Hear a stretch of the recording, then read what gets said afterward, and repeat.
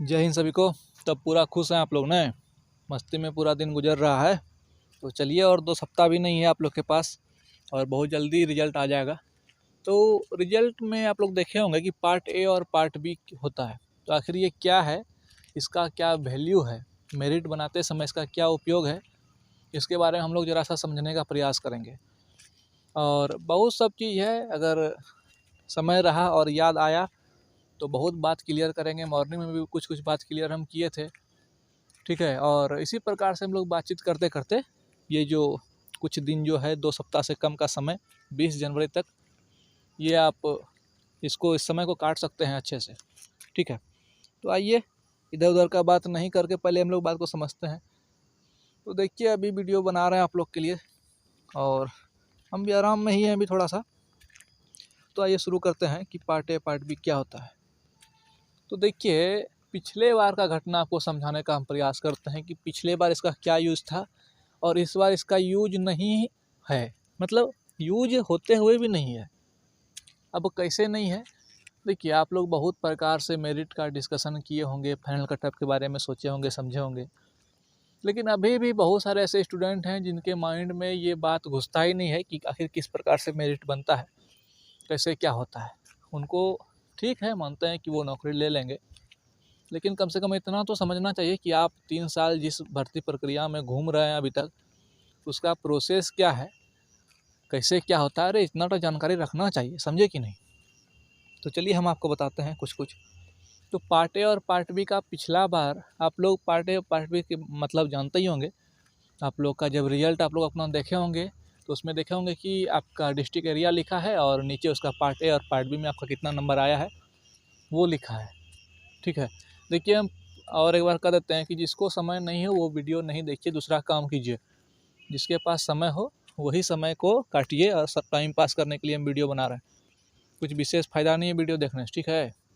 इसी प्रकार से हम लोग बातचीत करते रहेंगे 20 तारीख तक, उसके बाद देखते हैं क्या होता है, ठीक है। तो आप लोग देखेंगे कि पार्ट ए और पार्ट बी रहता है, उसमें नंबर रहता है कि आपका पार्ट ए में कितना नंबर आया, पार्ट बी में कितना नंबर आया, उस हिसाब से सिलेक्शन होता था और है में अंतर है। आइए अब प्लॉट पे आते हैं कि 2015 में पॉइंट में कोई सिस्टम नहीं था।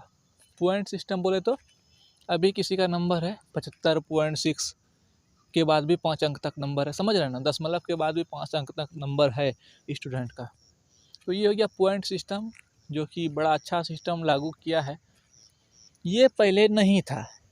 अब जब पहले नहीं था तो टाई केस होने का संभावना बहुत था। अब टाई केस क्या होता है, आप लोग देखते हैं कि कोई मैच टाई हो जाता है, ड्रॉ हो जाता है, मतलब नहीं ये पार्टी जीता नहीं वो पार्टी जीता, बीच में रह गया।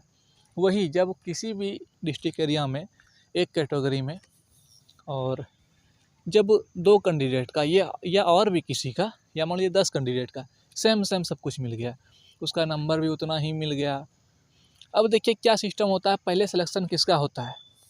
अगर आपका 75 नंबर है और आपके ठीक उसी प्रकार के कोई साथी हैं जो आप ही के कैटेगरी से हैं और आप ही के डिस्ट्रिक्ट एरिया से हैं और उसका भी सेम नंबर है, तो सिलेक्शन पहले किसका होगा। नियम तो यही कहता है कि पहले नंबर देखा जाएगा कि नंबर किसका अधिक है। अगर नंबर सेम मिल गया तो फिर आपका पार्ट ए पार्ट बी देखा जाता है, डेट ऑफ बर्थ देखा जाता है।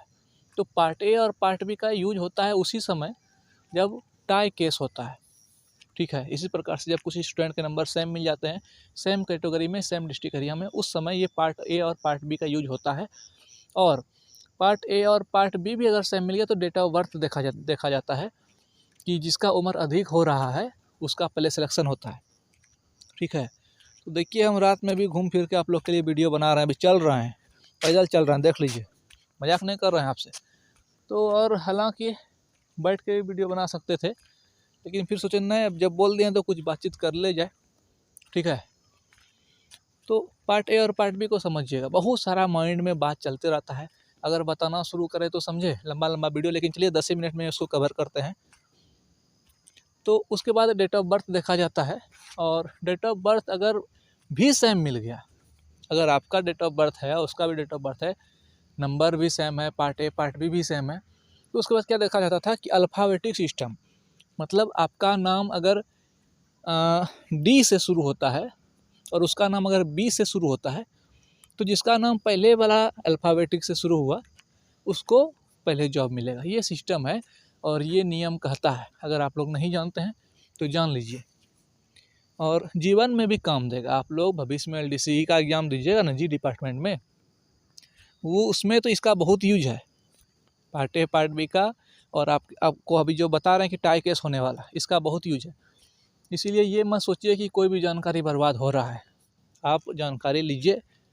और ऐसा नहीं कि आप लोग को जानकारी नहीं है, अरे हम भी कुछ विशेष नहीं है, लेकिन फिर भी बातचीत करते रहते हैं आप लोग से। इस प्रकार से हम लोग एक दूसरे के साथ जानकारी साझा करते हैं, ठीक है।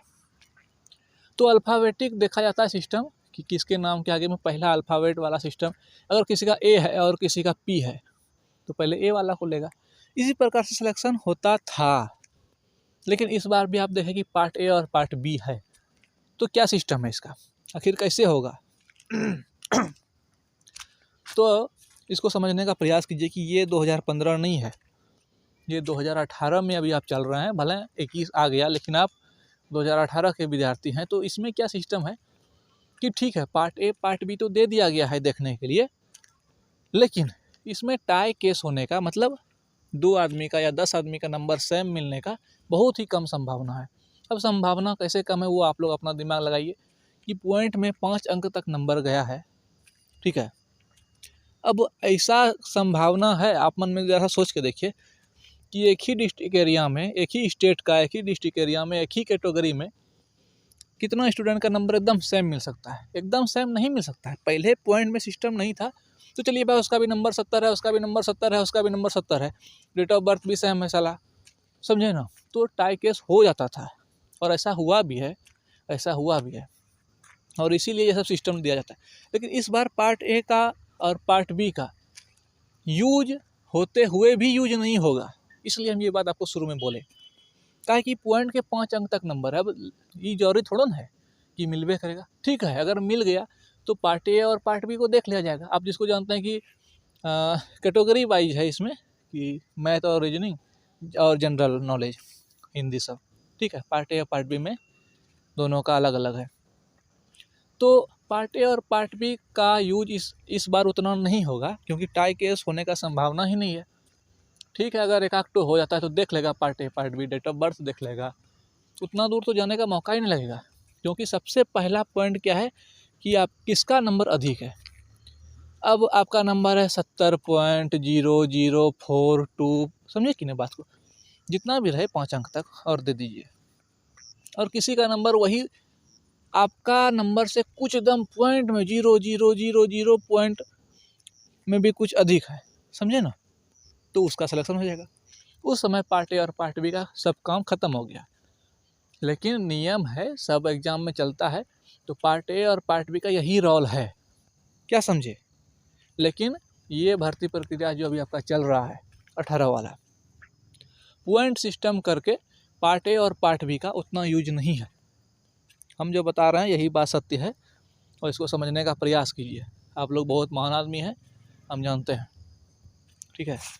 और अभी हम आपको सुबह में जो आपको बताए थे कि किस प्रकार से क्या बोलते हैं उसको, फर्स्ट प्रेफरेंस के कारण से बॉर्डर वाले स्टूडेंट नक्सल में, नक्सल वाले स्टूडेंट जनरल में, बॉर्डर वाले स्टूडेंट भी जनरल में चले जाते हैं। फर्स्ट प्रेफरेंस का इस बार कितना वैल्यू है ये समझने का प्रयास कीजिए। और जो स्टूडेंट बोल रहे हैं ना कि नहीं होगा नहीं होगा, एक बात याद रखिए कि आपके वहाँ से जितना कटअप गया है, एडिशनल वाला कटअप, वहाँ एक कैंडिडेट खड़ा है। अब उसके बीच में आप सोच लीजिए कितना आदमी है। आपको बताया कि पॉइंट में 5 अंक तक नंबर है, उसके बीच में कितना कैंडिडेट है। और हम आपको बताए थे कि एक नंबर के बीच में 29,000 आदमी है। 29,000 भी छोड़िए, 25,000 लीजिए, 25,000 भी छोड़िए, 15,000 आदमी मानिए कि एक नंबर के बीच में है, फिर भी लगभग सेलेक्ट है। अब आप क्या बोलते हैं जी? तो माइंड से ये सब बात निकालिए, और हम लोग लगातार बातचीत करते रहेंगे। देखिए, टेंशन लेने से कोई काम नहीं होगा आपका भी, और मेरिट आएगा। मेरिट आने के 1-2 दिन के बाद आप रेस्ट कर लीजिएगा अच्छा से। उसके बाद ज्वाइनिंग लेटर आने के पहले ही डॉक्यूमेंट बनवाना शुरू कर देना है सबको, ठीक है। तो ये सब बात है, अच्छा से रहिए, सुरक्षित रहिए। बाइक ताइक मत चलाइए, सेफ रहने का प्रयास कीजिए, नहीं तो लास्ट समय में सबको दिक्कत होता है और हम नहीं चाहते हैं कि आपको कुछ हो। ठीक है, फिर बाद में मिलते हैं नेक्स्ट वीडियो में और कुछ फाइनल कटअप के बारे में डिस्कशन करेंगे। ठीक है, धन्यवाद, जय हिंद।